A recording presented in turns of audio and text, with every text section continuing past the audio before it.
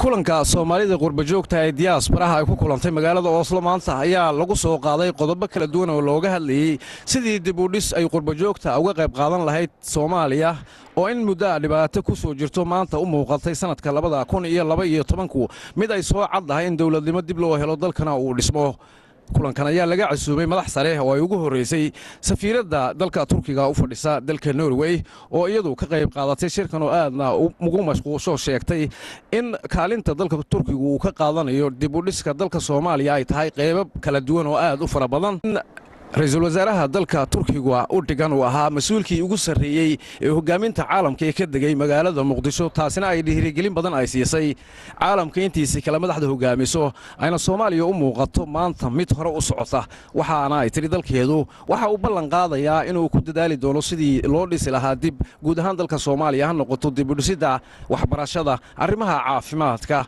iyo qaybo kala duwan oo ku saabsan nolosha arrimaha bulshada ah sidoo kale ayay safiiraddu ka hadashay arrimaha burcadbadeedka dalka Soomaaliya dalka Turkigu ay aad uga qayb qaadan doonaan waxay kaloo aad u xustay kulanka ka dhici doona dalka Turkiga sanadkan dabaqiyaaqadiisa looga hadli doono sidii loo isugu keeni lahaa qaybaha kala duwan ee siyaasadda ee Soomaaliya si loo helo maamul dhisan oo daacad ah dalkooda maamula. This conference is very important in the sense that in August when the transitional arrangements will be over, Somalia will need a roadmap to follow. Where would you go from? In every sense, not only in the political side, but security, economic development, stability, and long-term prospects of the country. And we are doing our best to get as high a participation as possible, and to get as much as participation possible from every interested country in the world. And as I said, this is not an intergovernmental organization only. We would like to see the contributions of every segment of this Somali society. From every region, we are encouraging participation, and also not just politicians and civil servants, but also members of the diaspora, the business sector, the young people, and so on. So we are hoping that we will be able to bring all these people together and try to get a common sense for the future of Somalia out of this Istanbul conference. kulankan ayaa sidoo kale lagu soo casuumay nin siyaasi oo ka yimid dalka Sweden kana mid ah baarlamaanka dalka Sweden oo lagu magacaabo Cabdirasaaq Waabari oo isagu halkaasi kala hadlay dadka reer Norway ee qurba joogta ee diasporaha danta laga leeyahay kulankan iyo waxa looga baahan yahay inay dalkooda ay kala qayb qaataan dib u dhiskiisa bilaawin shirkadu ma hansi hore oo ahay ana baxay dad ay soo baxay waxaan dadka ay caawinaya lacag baan u diray tuuladii ay tahay waxa ay saaran مسؤولية باسمه دولته.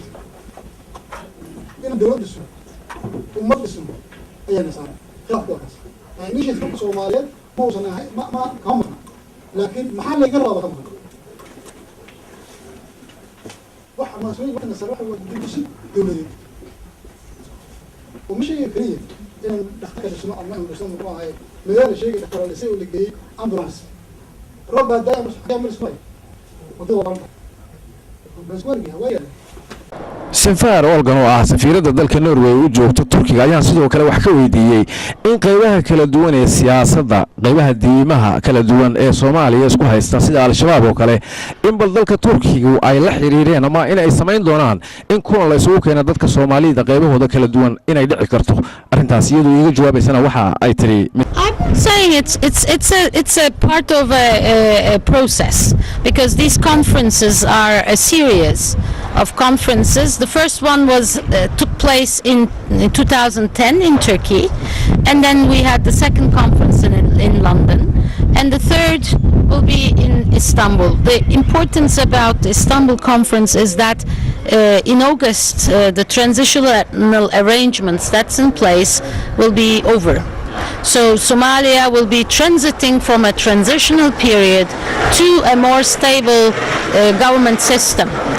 And we hope that the Istanbul conference will be able to lay the grounds for the future and have a roadmap beyond 2015 for Somalia.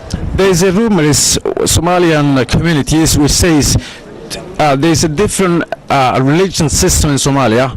And Turkey is a Muslim country, and the last some 5-6 years we have problem with al-Shabaab. Is it some, like they say, is it possible that the Turkish government will invite Al-Shabaab in Turkey to talk to the other brothers in Somalia? We believe that every section in Somalia will be working together, including Al-Shabaab. It's part of the Somali community. We can't deny that, and we hope that they will be brought forward onto the fold of a general consensus on Somalia. We cannot pretend that Al-Shabaab is not there. But of course they have to renounce terror. They have to be prepared to work with whatever government the Somali people chooses. As part of the larger community, they may find a place for themselves. So yes. We are not negotiating with Al-Shabaab separately as Turkey, but as our local embassy in Mogadishu, since they have contacts with all groups, they also have some contacts with Al-Shabaab. So you're saying that Al-Shabaab is going to be in Turkey, maybe? No, I'm not saying that. No, I'm not saying that. But as part of our overall outreach, there may be certain contacts, but within Somalia. Thank you. Okay, thank you. kulankan ay soo abaabuleen ururka Speed ee dalka Norway ayaa mid qurba joogta dalkan degan aqoon-yahano ururada qaybaha kala duwan ee arrimaha bulshada aqoon-yahanada rag iyo haween ku kulmeen laguna soo gabagabeeyay sidii loogu talagalay. Xasan Saciid, telefishinka caalamiga Royal 24 magaalada Oslo ee dalka Norway.